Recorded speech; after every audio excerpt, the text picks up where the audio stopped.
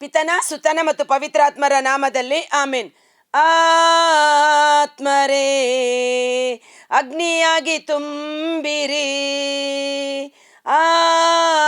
ಆತ್ಮರೇ ಅಗ್ನಿಯಾಗಿ ಅಭಿಷೇಕಿಸಿ, ಪಾಪದ ಶಕ್ತಿ ಮೇಲೆ ಅಗ್ನಿ ಸೂರಿಸು, ರೋಗದ ಶಕ್ತಿ ಮೇಲೆ ಅಗ್ನಿ ಸೂರಿಸು, ಶಾಪದ ಶಕ್ತಿ ಮೇಲೆ ಅಗ್ನಿ ಸೂರಿಸು, ಆತ್ಮನಾದ ದೇವರೇ ಅಗ್ನಿ ಸೂರಿಸು, ಆತ್ಮನಾದ ದೇವರೇ ಅಗ್ನಿ ಸೂರಿಸು. ಪ್ರಭು ಕ್ರಿಸ್ತರಲ್ಲಿ ಆತ್ಮೀಯ ಸಹೋದರ ಸಹೋದರಿಯರೇ, ಇಂದು ನಮಗೆ ಪವಿತ್ರಾತ್ಮರ ಅಗ್ನಿ ಹೆಚ್ಚಾಗಿ ಬೇಕಾಗಿದೆ. ಹೇಗೆ ಅಗ್ನಿ ಇಳಿದು ಬಂದಾಗ ಅಲ್ಲಿರುವ ಎಲ್ಲ ವಿಷಕ್ರಿಮಿ ಕೀಟಗಳು ಸುಟ್ಟು ಭಸ್ಮವಾಗುತ್ತದೆಯೋ, ಅದೇ ರೀತಿಯಲ್ಲಿ ಈ ಪವಿತ್ರಾತ್ಮರ ಅಗ್ನಿ ನಮ್ಮ ಮೇಲೆ ಹೆಚ್ಚಾಗಿ ಸುರಿಸಲ್ಪಡುವಾಗ ನಮ್ಮೊಳಗೆ ಕಾರ್ಯ ಮಾಡುತ್ತಿರುವ ದುಷ್ಟ ದುರಾತ್ಮನ ದುರಾಲೋಚನೆಗಳು ಪವಿತ್ರಾತ್ಮರ ಅಗ್ನಿಯಲ್ಲಿ ಸುಟ್ಟು ಭಸ್ಮವಾಗುತ್ತದೆ. ಪವಿತ್ರಾತ್ಮರ ಅಗ್ನಿ ನಮ್ಮನ್ನು ಪರಿಶುದ್ಧಗೊಳಿಸಿ ಪರಿಶುದ್ಧತೆಯಲ್ಲಿ ಅಭಿಷೇಕದಲ್ಲಿ ಮುನ್ನಡೆಸುವಂಥದ್ದಾಗಿದೆ. ಆಮೆನ್. ಸೊ ಈ ದಿನ ನಾವು ಧ್ಯಾನಿಸುವಂಥ ವಿಷಯ, ನಮ್ಮಲ್ಲಿರುವ ಪವಿತ್ರಾತ್ಮರ ಅಭಿಷೇಕವನ್ನು ನಷ್ಟಪಡಿಸುವ ದುರಾತ್ಮಗಳು, ಕಣ್ಣಿಗೆ ಕಾಣಿಸದೇ ಇರುವ ಸ್ವಭಾವಗಳು, ಕಣ್ಣಿಗೆ ಕಾಣದೆ ನಮ್ಮ ಶರೀರದಲ್ಲಿ ಕಾರ್ಯ ಮಾಡುವ ಅಶರೀರ ಗಣಗಳು, ಅವುಗಳು ನಷ್ಟವಾಗಬೇಕು. ಅವುಗಳ ಕುರಿತು ಅರಿವನ್ನು ಪಡೆದುಕೊಂಡಾಗ, ಸತ್ಯವನ್ನು ತಿಳಿದುಕೊಂಡಾಗ ಸತ್ಯ ನಮ್ಮನ್ನು ಬಿಡುಗಡೆ ಮಾಡುತ್ತದೆ. Praise the lord. ಈ ದಿನದ ಮುಂಜಾನೆಯ ಜೀವಸ್ವರ ಪ್ರವಾದಿ ಯೆಶಾಯನ ಗ್ರಂಥ 14ನೇ ಅಧ್ಯಾಯ. ಪವಿತ್ರಾತ್ಮರು ಕೊಟ್ಟಿರುವ ಒಂದು ಅಭಿಷೇಕ ಅಥವಾ ಸ್ವರ್ಗದ ಶಕ್ತಿ ನಮ್ಮಲ್ಲಿ ನಷ್ಟವಾಗಲು ನಮ್ಮೊಡನಿದ್ದು ಕಾರ್ಯ ಮಾಡುವ ಮತ್ತೊಂದು ದುರಾತ್ಮನ ಸ್ವಭಾವ ಅಹಂಕಾರವಾಗಿದೆ. ಅಹಂಕಾರಿಗಳನ್ನು ದೇವರು ಚದುರಿಸುತ್ತಾರೆ, ಗರ್ವಿಷ್ಠರನ್ನ ದೇವರು ವಿರೋಧಿಸುತ್ತಾರೆ. ದೀನ ದಲಿತರಿಗೆ ತನ್ನ ಕೃಪಾವರಗಳನ್ನು, ಪವಿತ್ರಾತ್ಮರ ಅಭಿಷೇಕವನ್ನು, ಪವಿತ್ರಾತ್ಮರ ವರದಾನಗಳನ್ನು ಯಥೇಚ್ಛವಾಗಿ ನೀಡುತ್ತಾರೆ. ಆದ್ದರಿಂದ ದೇವರಲ್ಲಿ ತನ್ನನ್ನೇ ತಾನು ತಗ್ಗಿಸಿಕೊಳ್ಳುವವನು ಅಭಿಷೇಕದಲ್ಲಿ ಹೆಚ್ಚಿಸಲ್ಪಡುತ್ತಾನೆ. ಇವತ್ತು ನಾವು ನಮ್ಮಲ್ಲಿರುವ ಅಭಿಷೇಕ ನಷ್ಟ ಮಾಡುವ ಈ ದುಷ್ಟಶಕ್ತಿಗಳನ್ನು ಓಡಿಸಿ ಇನ್ನೂ ಹೆಚ್ಚಾದ ಅಭಿಷೇಕದಲ್ಲಿ ತುಂಬಿಸಲ್ಪಡುವುದಕ್ಕಾಗಿ ಈ ದಿನದ ವಚನ ಶುಶ್ರೂಷೆಯಲ್ಲಿ ಅದನ್ನು ನಾವು ಧ್ಯಾನಿಸೋಣ. ಪ್ರವಾದಿ ಯೆಶಾಯನ ಗ್ರಂಥ 14ನೇ ಅಧ್ಯಾಯ ವಚನ 12. ಮುಂಜಾನೆಯ ನಕ್ಷತ್ರವೇ, ಉದಯ ಕುಮಾರನೇ, ಆಗಸದಿಂದ ಹೇಗೆ ಬಿದ್ದೆ? ರಾಷ್ಟ್ರಗಳನ್ನು ಗೆದ್ದ ನೀನು ನೆಲಕ್ಕೆ ಹೇಗೆ ಉರುಳಿದೆ? ಹತ್ತಿ ಹೋಗುವೆ ನಾನು ಆಕಾಶ ಮಂಡಲಕ್ಕೆ, ಉತ್ತರ ದಿಕ್ಕಿನ ಕೊನೆಗಿರುವ ಸುರಗಣ ಪರ್ವತಕ್ಕೆ. ಎತ್ತುವೆ ಸಿಂಹಾಸನವನ್ನು ದೇವ ನಕ್ಷತ್ರಗಳ ಮೇಲಕ್ಕೆ, ಕುಳಿತಲ್ಲಿ ರಾಜ್ಯವಾಳುವೆ ಎಂದುಕೊಂಡೆ ನಿನ್ನೊಳಗೆ. ಏರುವೆ ಉನ್ನತ ಮೇಘಮಂಡಲಕ್ಕೆ ಮೇಲಕ್ಕೆ, ಸರಿಸಮಾನನಾಗುವೆ ಉನ್ನತೋನ್ನತನಿಗೆ. ಇಂತೆಂದ ನೀನು ದೂಡಲಾಗಿರುವೆ ಪಾತಾಳಕ್ಕೆ, ಅದೋ ಲೋಕದ ಅಗಾಧ ಕೂಪಗಳಿಗೆ. ನಥಿಂಗ್ ಬಟ್ ಈ ವಾಕ್ಯ ವಿವರಣೆ ಮಾಡುವಂಥದ್ದು ಲೂಸಿಫರ್.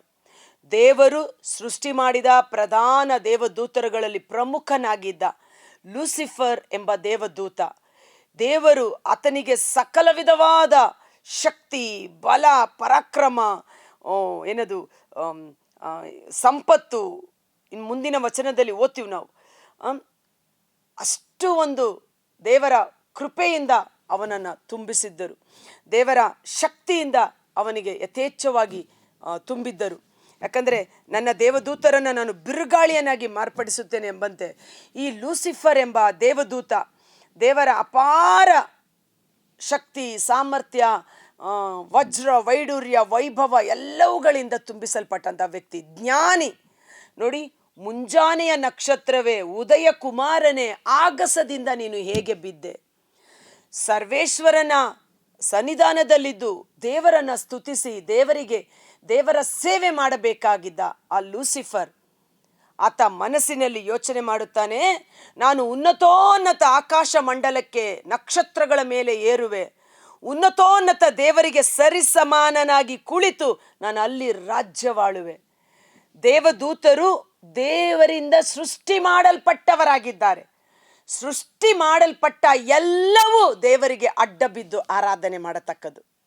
ಇಬ್ರಿಯ 1:6 ದೇವದೂತರುಗಳೆಲ್ಲವೂ ಆತನಿಗೆ ಅಡ್ಡ ಬಿದ್ದು ಆರಾಧನೆ ಮಾಡಲಿ ಎಂಬುದು. ಆದರೆ ಸೃಷ್ಟಿಕರ್ತನಾದ ದೇವರಿಂದ ಸೃಷ್ಟಿ ಮಾಡಲ್ಪಟ್ಟ ದೇವದೂತ ಸೃಷ್ಟಿಕರ್ತನಿಗೆ ಸರಿ ಸಮಾನನಾಗಿ ನಾನೋಗಿ ಅಲ್ಲಿ ಕುಳಿತುಕೊಳ್ಳುವೆ, ಅಲ್ಲಿ ರಾಜ್ಯವಾಳುವೆ ಎಂದು ಅಹಂಕಾರ ಪಟ್ಟ ಕಾರಣ ದೇವರ ವಾಕ್ಯ ಹೇಳುತ್ತೆ, ನೀನು ದೂಡಲಾಗಿರುವೆ ಪಾತಾಳಕ್ಕೆ, ಅಧೋಲೋಕದ ಅಗಾಧ ಕೂಪಗಳಿಗೆ, ಅಧೋಲೋಕ ಪಾತಾಳ ಲೋಕದ ಕೂಪಗಳಿಗೆ ನಿನ್ನನ್ನು ದೂಡಲಾಗಿದೆ.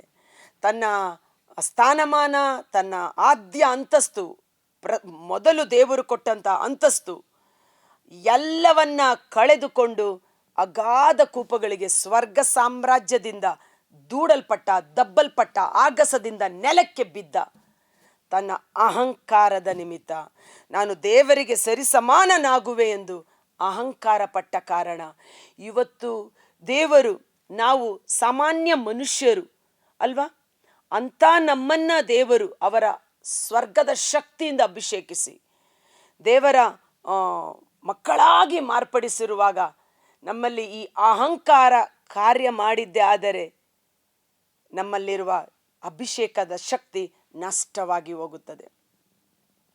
ಎಷ್ಟು ಮಾತ್ರ ಮನುಷ್ಯನು, ಹೌದಲ್ವಾ? ಆದ ಕಾರಣ ಅಹಂಕಾರ ನಮ್ಮಲ್ಲಿ ಉಂಟಾಗದಂತೆ ನಾವು ದೀನ ಸ್ವಭಾವವನ್ನು ಧರಿಸಿಕೊಳ್ಳಬೇಕು. ಪ್ರಭು ಯೇಸು ಹೇಳ್ತಾರೆ, ನಾನು ದೀನ ಹೃದಯವುಳ್ಳವನು, ದೀನನಾದನು, ಶಿಲುಬೆಯ ಮರಣ ಪರ್ಯಂತ ದೀನನಾದನು. ತನ್ನನ್ನು ತಾನು ಎಲ್ಲಿಯೂ ಹೆಚ್ಚಿಸಿಕೊಳ್ಳಲಿಲ್ಲ. ಎಲ್ಲ ಸ್ತುತಿ, ಸ್ತೋತ್ರ, ಘನ, ಮಾನ, ಗೌರವ ದೇವರಿಗೆ ಸಮರ್ಪಿಸಿದರು. ದೇವರ ಚಿತ್ತವನ್ನೇ ಪರಿಪಾಲನೆ ಮಾಡಿದರು. ಇದೇ ವಾಕ್ಯಕ್ಕೆ ಅನುಗುಣವಾಗಿ ಇನ್ನೊಂದು ವಾಕ್ಯ ಓದೋಣ. ಪ್ರವಾದಿ ಯೆಶಾಯನ ಗ್ರಂಥ 28ನೇ ಅಧ್ಯಾಯ 11ನೇ ವಚನ. ನೀನು ಸರ್ವ ಸುಲಕ್ಷಣ ಶಿರೋಮಣಿ ಪರಿಪೂರ್ಣ ಸುಂದರ ಪೂರ್ಣ ಜ್ಞಾನಿ ಲೂಸಿಫರ್ ಕುರಿತು, ನೀನಿದ್ದೆ ದೇವರ ಉದ್ಯಾನವನದ ಏದೆನಿನೊಳು, ಮಾಣಿಕ್ಯ, ಪುಷ್ಪರಾಗ, ಪಚ್ಚೆ, ಪೀತರತ್ನ, ಬೆರುಲ್ಲ, ವೈಡೂರ್ಯ, ನೀಲ, ಕೆಂಪರಳು, ಸ್ಫಟಿಕವೆಂಬ ನವರತ್ನಗಳಿಂದ ಭೂಷಿತನಾಗಿದ್ದೆ ನೀನು. ನಿನ್ನ ಕಿವಿಯೋಲೆ ಆಭರಣಗಳು ಸುವರ್ಣ ಖಚಿತವಾಗಿದ್ದವು, ನಿನ್ನ ಸೃಷ್ಟಿಯ ದಿನದಂದೇ ಸಿದ್ಧವಾಗಿದ್ದವು. ಆ ಒಂದು ಲೂಸಿಫರ್ ದೇವದೂತನಿಗೆ ಅಷ್ಟು ದೇವರು ಸಕಲ ವಿಧವಾದ ವಜ್ರ ವೈಡೂರ್ಯಗಳಿಂದ ಅಲಂಕರಿಸಿದ್ದರು. ರೆಕ್ಕೆ ತೆರೆದು ನೆರಳು ನೀಡುವ ಕೆರ್ರುಬಿ ನೀನಾಗಿದ್ದೆ. ದೇವರ ಪರಿಶುದ್ಧ ಮರೆಯಲ್ಲಿ ನಿನ್ನ ನೆಲೆಗೊಳಿಸಿದ್ದೆ. ಕೆಂಡದ ನಡುಮಧ್ಯೆ ನೀ ವಿವಾಹ ಮಾಡುತ್ತಿದ್ದೆ. ಹುಟ್ಟಿದ ದಿನದಿಂದ ಅಪರಾಧ ಎಸಗುವವರೆಗೆ ನಿರ್ದೋಷವಾಗಿತ್ತು ನಿನ್ನ ನಡತೆ. ಆದರೆ ನೀ ಪಾಪಿಯಾದೆ ಮಿತಿಯಿಲ್ಲದ ವ್ಯವಹಾರದಿಂದ. ಹುಟ್ಟಿದ ದಿನದಿಂದ ಅವನಲ್ಲಿ ಅಹಂಕಾರ ತುಂಬುವವರೆಗೆ ನಿರ್ದೋಷಿಯಾಗಿದ್ದ.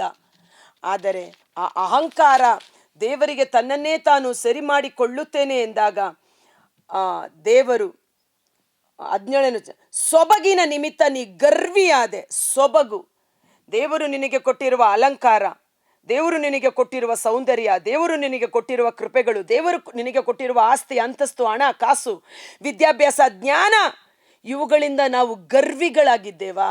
ಯೋಚನೆ ಮಾಡಬೇಕಾಗಿದೆ.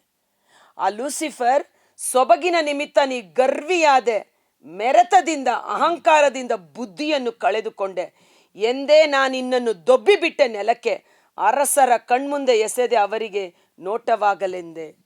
ದೊಬ್ಬಿಬಿಟ್ಟೆ ನಿನ್ನನ್ನು ನೆಲಕ್ಕೆ. ಇವತ್ತು ಲೂಸಿಫರು ದೇವರ ಸ್ಥಾನವನ್ನು ಆಕ್ರಮಿಸಿಕೊಳ್ಳಲು ಅಹಂಕಾರ ಪಟ್ಟ. ಅವನಿಗಿದ್ದ ಸೌಂದರ್ಯ, ಸಕಲ ವಿಧವಾದ ವಜ್ರ ವೈಡೂರ್ಯ ಆಭರಣಗಳು, ನಾನಾ ವಿಧದಲ್ಲಿ ಅವನು ಅಹಂಕಾರ ಪಟ್ಟ. ದೇವರ ಸನ್ನಿಧಾನದಿಂದ ನೆಲಕ್ಕೆ ದಬ್ಬಲ್ಪಟ್ಟ, ದೇವರ ಪ್ರಸನ್ನತೆಯಿಂದ ದೂರವಾದ. ಆದರೆ ಇವತ್ತು ನಮಗೆ ಇದು ಪಾಠ. ಆದರೆ ಯೇಸುವಿನ ನಿಮಿತ್ತ ನಾವು ಎಷ್ಟೋ ಸಾರಿ ಅಹಂಕಾರ ಪಟ್ಟಿದ್ದರೂ ಸಹ ಯೇಸುವಿನ ರಕ್ತ ನಮ್ಮನ್ನು ಪದೇ ಪದೇ ತೊಳೆದು ಶುದ್ಧೀಕರಿಸಲ್ಪಟ್ಟಿದೆ. ಇಂದು ನಾವು ಎಚ್ಚೆತ್ತುಕೊಳ್ಳೋಣ. ಇವೆಲ್ಲವೂ ಸೃಷ್ಟಿ ಮಾಡಿದ್ದು ನಮ್ಮ ಕೈಯಲ್ಲ.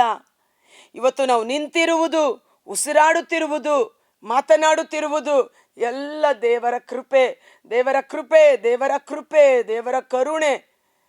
ನಮ್ಮನ್ನೇ ನಾವು ತಗ್ಗಿಸಿಕೊಂಡು ದೇವರ ನಾಮವನ್ನು ಹೆಚ್ಚಿಸುವಾಗ ನಮ್ಮಲ್ಲಿ ಅಭಿಷೇಕ ಜಾಸ್ತಿ ಆಗುತ್ತದೆ. ಅಹಂಕಾರ ಬಂದಾಗ ಆ ಮನುಷ್ಯ ಪತನ ಹೊಂದುತ್ತಾನೆ. ನೆಲಕ್ಕೆ ಬೀಳೋದಂದ್ರೇನು? ಆಗಸದಿಂದ ನೆಲಕ್ಕೆ ಬಿದ್ದು ಹೋಗುತ್ತಾನೆ. ಆದರೆ ನಾವು ಭಾಗ್ಯವಂತರು. ಬಿದ್ದು ಹೋದ ನಮ್ಮನ್ನು ಪದೇ ಪದೇ ದೇವರು ಮೇಲಕ್ಕೆತ್ತಿ ನಿಲ್ಲಿಸುತ್ತಾ ಇದ್ದಾರೆ. ದೇವರ ಕೃಪೆಯನ್ನು ವ್ಯರ್ಥ ಮಾಡದಿರಿ. ಸಿರಾಕನ ಗ್ರಂಥ 10ನೇ ಅಧ್ಯಾಯ ವಚನ 7. ಹೇಯವಾದುದು ಅಹಂಕಾರ ದೇವರ ಮಾನವರ ದೃಷ್ಟಿಯಲ್ಲಿ, ಹೀಗೆ ಇಮ್ಮಡಿಯಾದುದು ಅಹಂಕಾರಿ ಮಾಡುವ ಹಾನಿ. ಮಣ್ಣು ಬೂದಿ ಆಗಿರುವ ಮಾನವ ಉಬ್ಬಿಕೊಳ್ಳುವುದೆಂತು, ಅವನು ಬದುಕಿರುವಾಗಲೇ ಕರುಳು ಕೊಳೆತು ಹೋಗುತ್ತದಲ್ಲ. ಅಹಂಕಾರವೇ ಪಾಪದ ಹೊರತೆ. ಅಹಂಕಾರ ಪಾಪದ ಮೂಲವಾಗಿದೆ. ಅಹಂಕಾರ ಪೀಡಿತನು ಹರಡುವುದು ಹೊಲೆಯನ್ನೇ. ಎಂತಲೇ ದೇವರು ಅಧಿಕ ವಿಪತ್ತನ್ನು ಹೇರುವರು ಅವನ ಮೇಲೆ, ಹೀಗೆ ಅವನನ್ನು ಧ್ವಂಸ ಮಾಡುವರು ಸಂಪೂರ್ಣವಾಗಿ. ಒಂದು ಕ್ಷಣ ಕಾಲ ನಮ್ಮ ಕಣ್ಗಳನ್ನು ಮುಚ್ಚೋಣ. ಕರ್ತರಾದ ಯೇಸುವೇ, ಮುಂಜಾನೆಯ ಜೀವಸ್ವರದ ವಚನಗಳು ನಮ್ಮನ್ನು ಮಾರ್ಪಡಿಸಲಿ. ಹೇಗೆ ಯೋಹಾನ 15:3 ನಾನು ನಿಮ್ಮೊಡನೆ ಆಡಿದ ಮಾತುಗಳ ದೆಸೆಯಿಂದ ನೀವು ಸವರಿದ ಕವಲು ಬಳ್ಳಿಗಳಂತೆ ಶುದ್ಧರಾಗಿದ್ದೀರಿ. ನನ್ನಲ್ಲಿದ್ದು ಫಲ ಕೊಡುವ ಕವಲು ಬಳ್ಳಿ ಇನ್ನು ಹೆಚ್ಚಾಗಿ ಫಲ ಕೊಡುವಂತೆ ನಾನು ಅವುಗಳನ್ನು ಸವರಿ ಶುದ್ಧಗೊಳಿಸುತ್ತೇನೆ ಎಂಬ ವಾಕ್ಯದಂತೆ ಈಗ ನಮ್ಮನ್ನೇ ನಾವು ಸಮರ್ಪಣೆ ಮಾಡುತ್ತೇವೆ. ಆ ಬಳ್ಳಿಯನ್ನು ನೀವು ಪ್ರೂನ್ ಮಾಡುವ ಹಾಗೆ ಅದನ್ನು ತೀಡಿ ಕ್ಲೀನ್ ಮಾಡಿ ಅದನ್ನು ಇನ್ನು ಫಲಭರಿತ ಮಾಡುವ ರೀತಿಯಲ್ಲಿ ನಮ್ಮಲ್ಲಿರುವ ಎಲ್ಲ ದೋಷಗಳು, ಪಾಪದ ಸ್ವಭಾವಗಳು, ವಿಶೇಷವಾಗಿ ಅಹಂಕಾರ ಎಂಬ ದುರಿಚ್ಛೆ, ಅಹಂಕಾರ ಎಂಬ ಸೈತಾನನ ಬೀಜ ಯೇಸುವಿನ ನಾಮದಲ್ಲಿ ನಮ್ಮಿಂದ ನಿಷ್ಕ್ರಿಯವಾಗಲಿ. ಮತ್ತಾಯ 15:13 ಪರಮ ಪಿತನು ನಡೆದೇ ಇರುವ ಗಿಡಗಳನ್ನೆಲ್ಲ ಬೇರು ಸಹಿತ ಕಿತ್ತು ಹಾಕುತ್ತೇನೆಂದು ವಾಗ್ದಾನ ಮಾಡಿರುವ ಪ್ರಭು ಯೇಸುವೆ, ನಮ್ಮಲ್ಲೇನಾದರೂ ಈ ಅಹಂಕಾರದ ದುರಾತ್ಮ ಕಾರ್ಯ ಮಾಡುತ್ತಿದ್ದರೆ ಆ ಅಹಂಕಾರದ ದುರಾತ್ಮ ಯೇಸು ನಾಮದಲ್ಲಿ ನಮ್ಮಿಂದ ಬಿಡುಗಡೆಯಾಗಲಿ. ನಾನು ಅಳಿಯಬೇಕು, ಪರಿಶುದ್ಧಾತ್ಮರ ಅಭಿಷೇಕ ನನ್ನಲ್ಲಿ ಬೆಳೆಯಬೇಕು ಎಂಬಂತೆ ಈಗೋ ನಮ್ಮೊಬ್ಬೊಬ್ಬರನ್ನು ನಿಮ್ಮ ಕರಗಳಿಗೆ ಸಮರ್ಪಿಸುತ್ತೇವೆ. ನಮ್ಮನ್ನು ತಿದ್ದಿರಿ, ತೀಡಿರಿ, ಹೆಚ್ಚು ಅಭಿಷೇಕದಲ್ಲಿ ಕಾರ್ಯ ಮಾಡುವಂತೆ ನಮ್ಮನ್ನು ಫಲಭರಿತ ದ್ರಾಕ್ಷ ಬಳ್ಳಿಗಳಾಗಿ ಮಾರ್ಪಡಿಸಿರಿ. ಮಕ್ಕಳಲ್ಲಿ, ತಂದೆ ತಾಯಿಗಳಲ್ಲಿ, ಸಹೋದರ ಸಹೋದರಿಯಲ್ಲಿ, ದೇವ ಸೇವಕರಲ್ಲಿ ಕಣ್ಣಿಗೆ ಕಾಣದ ರೀತಿಯಲ್ಲಿ ಕಾರ್ಯ ಮಾಡುತ್ತಿರುವ ಈ ಅಹಂಕಾರದ ದುರಾತ್ಮ ಯೇಸು ನಾಮದಲ್ಲಿ ಬಿಡುಗಡೆಯಾಗಲಿ. ವಿನಯಶೀಲತೆ, ದೀನತೆ, ತನ್ನನ್ನೇ ತಾನು ತಗ್ಗಿಸಿಕೊಳ್ಳುವವನನ್ನು ದೇವರು ಮೇಲಕ್ಕೆತ್ತುವ ಅಭಿಷೇಕ, ಆ ತಗ್ಗಿಸಿಕೊಳ್ಳುವಿಕೆ, ಸಹನೆ, ದೀನತೆ, ವಿನಯಶೀಲತೆ, ಅಂತಹ ಒಂದು ಪವಿತ್ರಾತ್ಮರ ಸತ್ಫಲಗಳು ನಮ್ಮಲ್ಲಿ ಕಾರ್ಯ ಮಾಡಲಿ. ಪರಿಶುದ್ಧಾತ್ಮರೇ, ನಮ್ಮಲ್ಲಿ ಅಭಿಷೇಕವನ್ನು ಹೆಚ್ಚಿಸಿರಿ. ಪರಿಶುದ್ಧಾತ್ಮರೇ, ನಮ್ಮಲ್ಲಿ ಆಳ್ವಿಕೆ ಮಾಡಿರಿ, ನಮ್ಮನ್ನು ರೂಪಾಂತರಗೊಳಿಸಿರಿ, ನಮ್ಮನ್ನು ಮಾರ್ಪಡಿಸಿರಿ. ಪ್ರಭು ಯೇಸು ಕ್ರಿಸ್ತರ ಹೋಲಿಕೆಯಲ್ಲಿ ನಮ್ಮನ್ನು ನೂತನ ಸೃಷ್ಟಿಗಳನ್ನಾಗಿ ಮುನ್ನಡೆಸಿರಿ. ಅಭಿಷೇಕದ ಶಕ್ತಿ ನಮ್ಮಲ್ಲಿ ಪ್ರಜ್ವಲಿಸುವಂತೆ ಮಾಡಿರಿ. ಯೇಸುವಿನ ಅದ್ಭುತಕರವಾದ ನಾಮದಲ್ಲಿ ಪ್ರಾರ್ಥಿಸಿ ಬೇಡಿ ಹೊಂದಿಕೊಳ್ಳುತ್ತೇವೆ. ಆಮೆನ್. God bless you. ದೇವರು ನಿಮ್ಮನ್ನು ಹೆಚ್ಚಾಗಿ ಆಶೀರ್ವದಿಸಲಿ. ನಮಗೆ ಅರಿವಿಲ್ಲದೆ ನಮ್ಮಲ್ಲಿ ಈ ಅಹಂಕಾರ ಅನ್ನುವುದು ದುರಾತ್ಮ ಕಾರ್ಯ ಮಾಡುತ್ತದೆ. ಅಂಥ ಸನ್ನಿವೇಶಗಳಲ್ಲಿ ಆ ಅಹಂಕಾರವನ್ನು ಜಯಿಸಿ ದೀನತೆ ಮತ್ತು ಸಹನೆ, ತಾಳ್ಮೆ, ದೇವರಿಗೆ ನಮ್ಮನ್ನು ಸಮರ್ಪಿಸಿಕೊಡುವ ಆ ಒಂದು ಪವಿತ್ರಾತ್ಮರ ಸತ್ಫಲ ನಮ್ಮಲ್ಲಿ ಕಾರ್ಯ ಮಾಡುವಾಗ ಅಭಿಷೇಕ ನಮ್ಮಲ್ಲಿ ಹೆಚ್ಚಾಗುತ್ತದೆ. ಅದಕ್ಕೆ ಯೋಹಾನ 3:30 ಸ್ನಾನಿಕ ಯೋಹಾನ ಹೇಳುತ್ತಾರೆ, ನಾನು ಅಳಿಯಬೇಕು, ಆತನು ಪವಿತ್ರಾತ್ಮರ ಅಭಿಷೇಕ ನನ್ನಲ್ಲಿ ಹೆಚ್ಚಾಗಬೇಕು. ಆ ಒಂದು ಕೃಪೆ, ಆ ವಾಕ್ಯ ನಮ್ಮ ಒಬ್ಬರ ಜೀವಿತದಲ್ಲಿ ಕಾರ್ಯ ಮಾಡಲಿ. Thank you. ಈ ವಿಡಿಯೋ ಲಿಂಕನ್ನು ಪರರಿಗೆ ತಪ್ಪದೆ ಶೇರ್ ಮಾಡಿ ಆಶೀರ್ವಾದವನ್ನು ಹೊಂದಿಕೊಳ್ಳಿ. Again God bless you. ಧೈರ್ಯವಾಗಿರಿ.